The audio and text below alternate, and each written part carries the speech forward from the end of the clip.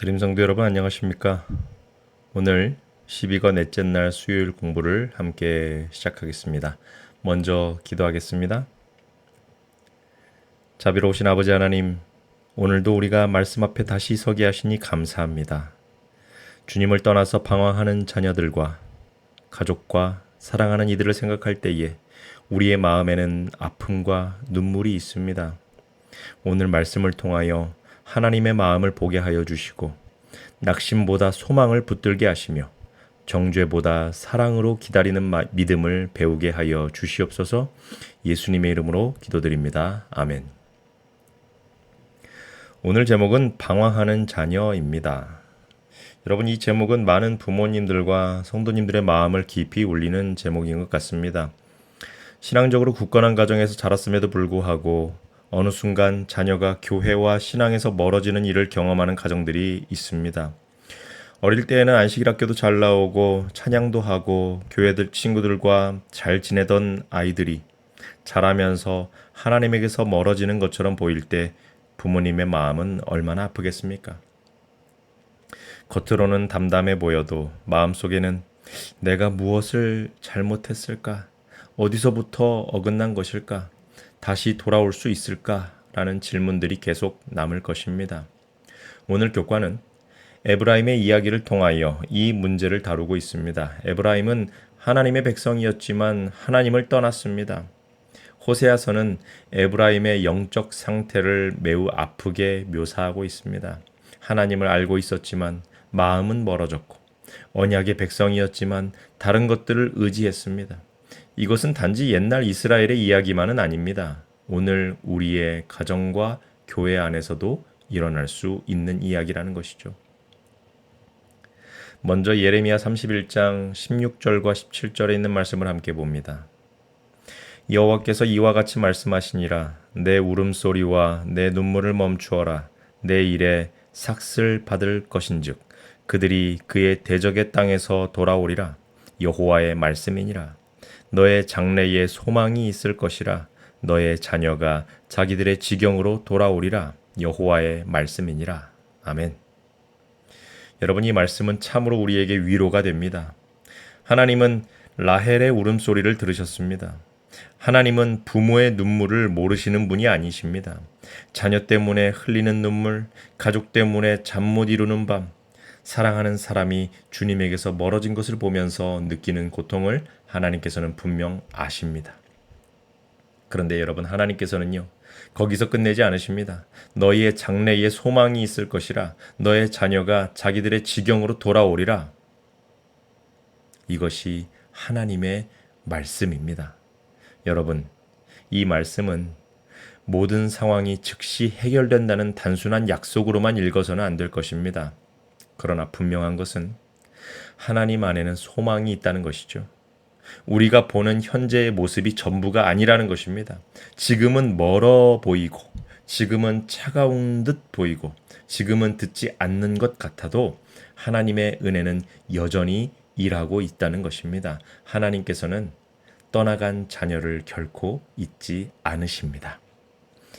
여러분, 이어서 예레미야 31장 18절부터 20절까지 있는 말씀도 함께 읽어보도록 하겠습니다. 에브라임이 스스로 탄식함을 내가 분명히 들었노니 주께서 나를 징벌하심에 멍에에 익숙하지 못한 송아지 같은 내가 징벌을 받았나이다. 주는 나의 하나님 여호와이시니 나를 이끌어 돌이키소서. 그리하시면 내가 돌아오겠나이다. 내가 돌이킨 후에 뉘우쳤고 내가 교훈을 받은 후에 내 볼기를 쳤사오니 이는 어렸을 때의 치욕을 짐으로 부끄럽고 욕됨이니이다 하도다. 에브라임은 나의 사랑하는 아들 기뻐하는 자식이 아니냐. 내가 그를 책망하여 말할 때마다 깊이 생각하노라. 그러므로 그를 위하여 내 창자가 들끓으니 내가 반드시 그를 불쌍히 여기리라. 여호와의 말씀이니라. 아멘. 여러분, 특별히 20절이 참 마음에 깊이 와닿습니다. 에브라임은 나의 사랑하는 아들 기뻐하는 자식이 아니냐. 하나님께서 책망하실 때에도 그 백성을 사랑하는 아들로 기억하신다는 말씀입니다. 그리고 그를 위하여 내 창자가 들끓는다라고 말씀하셔요. 이것은 하나님의 마음이 얼마나 깊은지를 우리에게 나타내고 있습니다. 보여줍니다. 하나님께서는 냉정하게 멀리서 판단만 하시는 분이 결코 아니라는 사실이죠. 떠나간 자녀를 향하여 애끓는 마음을 가지신 아버지라는 것입니다. 그러므로 여러분, 우리가 방황하는 자녀들이나 가족들을 대할 때에 하나님의 마음을 배워야 합니다. 물론 잘못된 선택을 보면서 마음이 아플 수 있습니다. 때로는 화가 날 수도 있고 실망할 수도 있고 말이 거칠어질 수도 있습니다. 그러나 정죄와 비난이 그들을 하나님께로 돌아오게 만들지는 않습니다. 오히려 더 멀어지게 만들 수 있습니다. 우리가 할 일은 진리를 포기하는 것이 아니라 사랑을 포기하지 않는 것입니다. 부모로서 자녀의 선택을 다 통제할 수는 없습니다. 목회자로서 성도의 마음을 강제로 붙들 수도 없습니다. 그러나 우리가 할 수 있는 일이 있습니다. 기도할 수 있습니다. 사랑할 수 있습니다. 문을 닫지 않을 수 있습니다. 돌아올 자리를 남겨둘 수 있습니다. 그리고 내 말과 내 태도가 그 사람에게 하나님 아버지의 마음을 아주 조금이라도 보여줄 수 있도록 성령 하나님의 도우심을 구할 수 있습니다. 여러분, 여기서 중요한 것은 방황하는 사람들을 대할 때 우리의 말이 너무 많아지지 않도록 조심하라는 것입니다. 마음이 아프면 자꾸 말하고 싶어집니다. 설득하고 싶고 책망하고 싶고 너 도대체 왜 그러니? 라고 묻고 싶습니다. 하지만 여러분, 때로는 말보다 기도가 더 깊이 일할 때가 있습니다. 그리고 짧은 사랑의 말 한마디가 긴 설교보다 더 오래도록 남을 때가 있습니다. 나는 너를 위하여 기도하고 있다. 너는 여전히 사랑받는 사람이다. 언제든지 돌아올 자리가 있다. 이러한 말들이 방황하는 마음에 아주 작은 빛이 될 수 있다는 것입니다.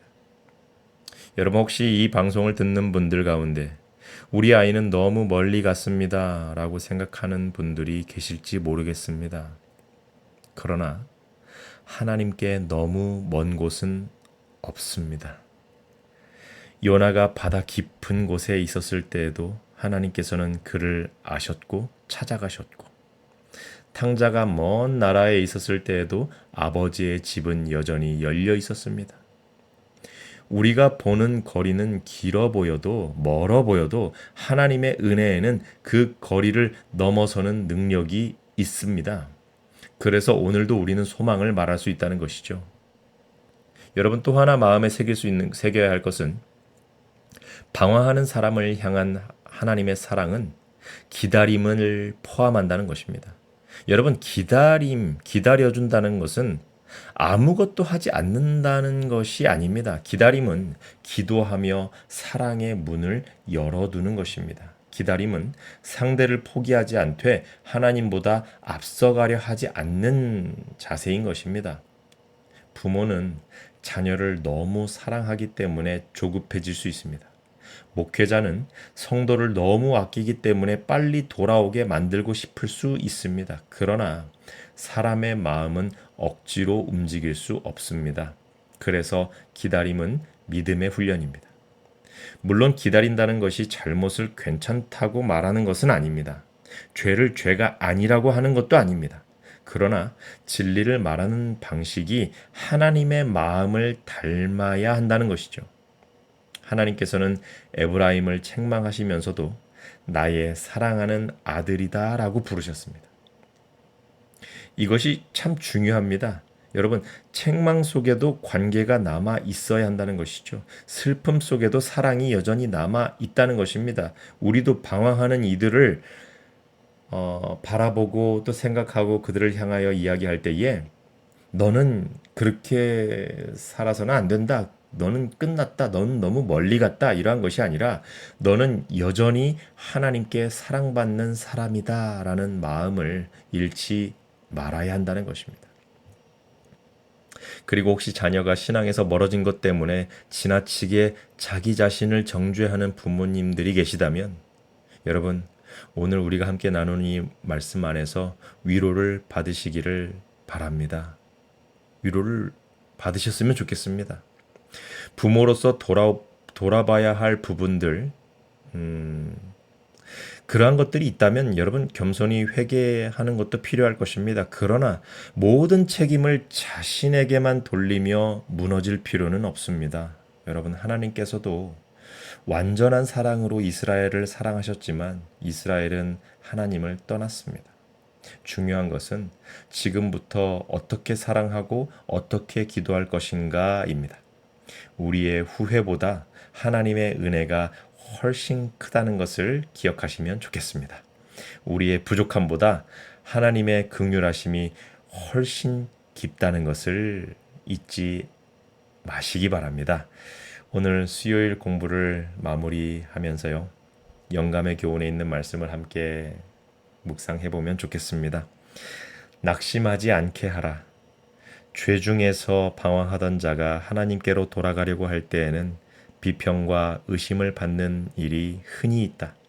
악인들은 비평을 통해 그 사람을 낙담시키고 소망에서 끊어지게 하며 하나님께로부터 더욱더 멀리 떠나가게 한다. 회개하는 죄인들로 하여금 잃어버렸던 영혼이 돌아올 때에 하늘에 큰 기쁨이 있음을 생각하게 하라.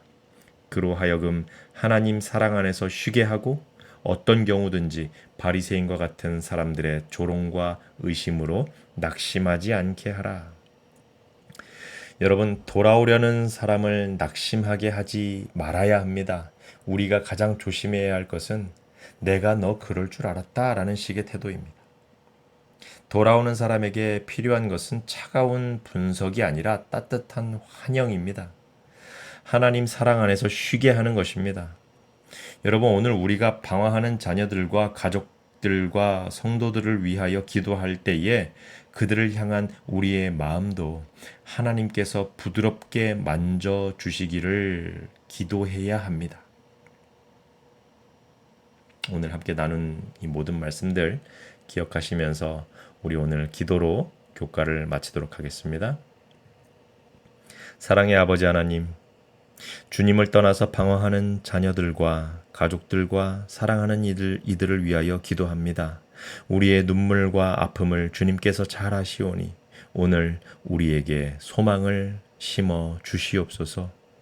정죄하는 말보다 사랑의 말들을 하게 하시고 낙심보다는 기도를 선택하게 하시며 돌아오는 이들을 기쁨으로 맞이하는 마음을 허락하여 주시옵소서. 하나님께서 그들을 잊지 않으셨음을 믿고 끝까지 사랑하게 하여 주시옵소서. 그들의 마음에 성령께서 먼저 찾아가 주시고 다시금 주님의 품으로 돌아오는 은혜를 그들에게 허락하여 주시옵소서. 이 모든 말씀 우리를 끝까지 사랑하시는 예수님의 이름으로 간절히 기도드리옵나이다. 아멘.